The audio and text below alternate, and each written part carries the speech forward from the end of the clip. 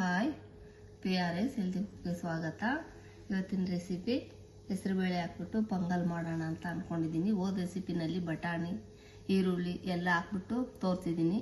ಇವತ್ತಿನ ರೆಸಿಪಿನಲ್ಲಿ ಮದುವೆ ಮನೆಗಳಲ್ಲಿ ಮಾಡ್ತಾರಲ್ಲ, ಈರುಳ್ಳಿ, ಬೆಳ್ಳುಳ್ಳಿ, ಕೊತ್ತಂಬರಿ ಸೊಪ್ಪು, ಬಟಾಣಿ ಏನು ಹಾಕ್ದಲೇ ಬರೀ ಸಿಂಪಲ್ಲಾಗಿ ತುಂಬ ಚೆನ್ನಾಗಿರುತ್ತೆ. ಟೇಸ್ಟ್ ಆಗಿದ್ರೆ ಟೇಸ್ಟ್ ಇರುತ್ತೆ. ಈ ಥರನೂ ಒಂದ್ಸಲ ಮಾಡಿಕೊಂಡು ತಿನ್ಕೊಂಡು ನೋಡ್ಕೊಳ್ಳಿ. ಇದಕ್ಕೆ ಬೇಕಾಗಿರೋಂಥ ಐಟಮ್ಸ್ ಇಟ್ಟಿದ್ದೀನಿ, ನೋಡ್ಕೊಳ್ಳಿ ಏನೇನು ಬೇಕಂತ.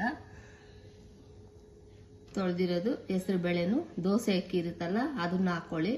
ಈ ಸೋನಾ ಮಸೂರಿ, ಬುಲೆಟ್ ರೈಸ್ ಅದೆಲ್ಲ ಹಾಕೊಂಡ್ರೆ ಚೆನ್ನಾಗಿ ಬರಲ್ಲ ಪೊಂಗಲ್ಲು. ದೋಸೆಗೆ ಏನು ಅಕ್ಕಿ ಇರುತ್ತೆ ಅದೇ ಅಕ್ಕಿನೇ ಹಾಕೊಳ್ಳಿ. ಹೆಸರು ಬೇಳೆ 1 ಕಪ್ಪು, ಅಕ್ಕಿ 1 ಕಪ್ಪು ಈಕ್ವಲ್ ಹಾಕೊಳ್ಳಿ. ತೊಳೆದಿಟ್ಕೊಂಡಿದ್ದೀನಿ ಹೆಸರು ಬೇಳೆ, ಅಕ್ಕಿ,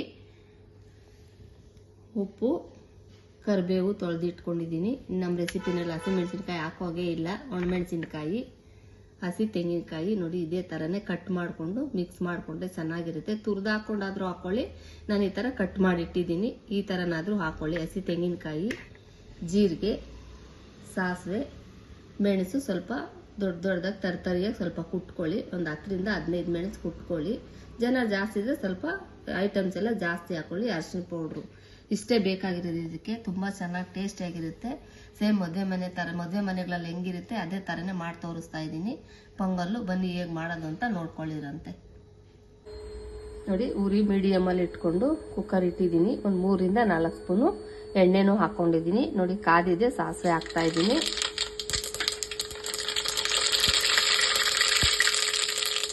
ಹಾಕ್ಬಿಟ್ಟು ನೆಕ್ಸ್ಟು ಜೀರಿಗೆ ಹಾಕ್ಕೊಳ್ಳಿ, ಮೆಣಸು ಹಾಕ್ಕೊಳ್ಳಿ, ಮೆಣಸಿನಕಾಯಿನೂ ಹಾಕ್ಕೊಂಡಿಡಿ.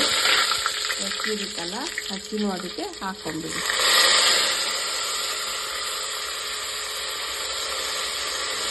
ಜನ ಎಷ್ಟಿದ್ರೆ ಅಷ್ಟು ಅಕ್ಕಿನೂ ಬೇಳೆ ಹಾಕ್ಕೊಳ್ಳಿ. ನೋಡಿ ಕರಿಬೇವನ್ನು ಹಾಕ್ತಾ ಇದ್ದೀನಿ. ಅರಿಶಿನ ಪೌಡ್ರು ಎಷ್ಟು ಬೇಕೋ ಅಷ್ಟು ಹಾಕ್ಕೊಳ್ಳಿ. ಉಪ್ಪು ನನ್ನ ಕೈಯಲ್ಲಿ ಹಾಕ್ತಾ ಇದ್ದೀನಿ, ನೀವು ಸ್ಪೂನಲ್ಲಿ ಹಾಕೊಳ್ಳಂಗಿದ್ರೆ ಹಾಕ್ಕೊಳ್ಳಿ. ನೀರು ಮಾಮೂಲಿ 1 ಗ್ಲಾಸ್ಗೆ 2 ಗ್ಲಾಸು ನೀರು ಹಾಕ್ಕೊಳ್ಳಿ. ಹಾಕ್ಬಿಟ್ಟು 1 ವಿಜಲ್ ಅಥವಾ 2 ವಿಜಲ್ ಕೂಗಿಸ್ಕೊಂಡ್ಬಿಡಿ.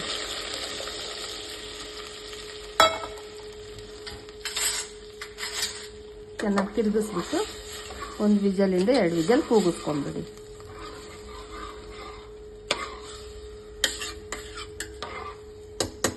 ನೋಡಿ 1 ಅಥವಾ 2 ವಿಜಲ್ ಕೂಗಿಸ್ಕೊಂಡ್ಬಿಟ್ರೆ ಸೂಪರಾಗಿದೆ. ನೋಡಿ ತಿರುಗಿಸ್ಕೊಂಡ್ಬಿಟ್ಟು ಲಾಸ್ಟಲ್ಲಿ ಕಾಯಿ ಹಾಕೊಂಡ್ಬಿಡೋಣ. ನೋಡಿ ಲಾಸ್ಟಲ್ಲಿ ತೆಂಗಿನಕಾಯಿ ನೀವು ಒಗ್ಗರಣೆಗಾದರೂ ಹಾಕ್ಕೋಬೋದು. ಒಗ್ಗರಣೆಗೆ ಹಾಕ್ಕೊಂಡ್ರೆ ಅದೊಂಥರ ಸ್ಮೆಲ್ ಬರುತ್ತೆ. ಹಸಿಕಾಯಿ ನೀವು ತುರಿದಾದ್ರೂ ಹಾಕ್ಕೊಳ್ಳಿ. ನಮ್ಮ ಮನೇಲಿ ಹಿಂಗೆ ಹಾಕಿದ್ರೆ ಇಷ್ಟ ಅಂದ್ಬಿಟ್ಟು ಹಿಂಗೆ ಹಾಕ್ತಾ ಇದ್ದೀನಿ. ನೀವು ತುರ್ಕೊಂಡು ಲಾಸ್ಟಲ್ಲಿ ಮಿಕ್ಸ್ ಮಾಡ್ಕೊಳ್ಳಂಗಿದ್ರೆ ಹಾಕೊಂಡ್ಬಿಡಿ. ನೋಡಿ ಕಾಯಿ ಹಾಕ್ತಾ ಇದ್ದೀನಿ. ತಿರುಗಿಸ್ಬಿಟ್ಟು ಒಂದೇ 2 ಸೆಕೆಂಡ್ ಸಾಕು, ಕುದಿಸ್ಬಿಟ್ಟು ಸ್ಟವ್ ಆಫ್ ಮಾಡ್ಕೊಂಡ್ಬಿಡಿ. ನೋಡಿ ಮದುವೆ ಮನೆಗಳಲ್ಲಿ ಸೇಮ್ ಇದೇ ಥರನೇ ಪೊಂಗಲ್ ಮಾಡ್ತಾರೆ. ಅದಕ್ಕಿಂತ ಟೇಸ್ಟ್ ಇದು ಸೂಪರ್ ಆಗಿರುತ್ತೆ. ಯಾಕಂದರೆ ಮನೆಗಳಲ್ಲಿ ಸ್ವಲ್ಪ ಮಾಡ್ಕೋತೀವಲ್ಲ, ತುಂಬಾ ಟೇಸ್ಟ್ ಬಂದಿದೆ, ತುಂಬ ಚೆನ್ನಾಗೂ ಇದೆ. ಹಸಿಮೆಣಸಿನ್ಕಾಯಿ ಅಂತೂ ಹಾಕಲ್ಲ. ಹಸಿಮೆಣಸಿನ್ಕಾಯಿ ಹಾಕಿದ್ರೆ ಮದುವೆ ಮನೆಗಳಲ್ಲಿ ಅದು ಇನ್ನೊಂದು ಥರ ಟೇಸ್ಟ್ ಬರುತ್ತೆ. ಹಸಿಮೆಣಸಿನ್ಕಾಯಿ ನಾನು ಹಾಕೋದೇ ಇಲ್ಲ, ಒಣಮೆಣಸಿನ್ಕಾಯಿ ಹಾಕ್ಬಿಟ್ಟು ಇದೂ ತುಂಬ ಟೇಸ್ಟ್ ಇದೆ. ಬೇಕಿದ್ರೆ ಒಂದ್ಸಲ ಮಾಡಿಕೊಂಡು ನೀವು ಟ್ರೈ ಮಾಡಿ, ತುಂಬ ಚೆನ್ನಾಗಿ ಬಂದಿದೆ, ತುಂಬ ಟೇಸ್ಟ್ ಇದೆ. ಇದಕ್ಕೆ ಸ್ವಲ್ಪ ತೆಂಗಿನಕಾಯಿ ಚಟ್ನಿ ಮಾಡ್ಕೊಂಡ್ಬಿಟ್ರೆ ತುಂಬ ಚೆನ್ನಾಗಿರುತ್ತೆ. ತೆಂಗಿನಕಾಯಿ ಚಟ್ನಿ ಅಥವಾ ಏನಾದರೂ ಸರಿ, ಚಿಪ್ಸು, ಖಾರ ಬುಂದಿ ಏನು ಬೇಕಾದ್ರೂ ನೆಂಚ್ಕೋಬೋದು. ತುಂಬ ಚೆನ್ನಾಗಿ ಬಂದಿದೆ. ನೀವು ಟೇಸ್ಟ್ ಮಾಡಿಬಿಟ್ಟು ಹೇಗಿತ್ತು ಅಂತ ಹೇಳಿ ಲೈಕ್ ಮಾಡಿ, ಶೇರ್ ಮಾಡಿ, ಸಬ್ಸ್ಕ್ರೈಬ್ ಆಗೋದು ಮರಿಬೇಡಿ. ಸಬ್ಸ್ಕ್ರೈಬ್ ಆಗಿ ಸಪೋರ್ಟ್ ಮಾಡಿ. Okay, bye, thank you.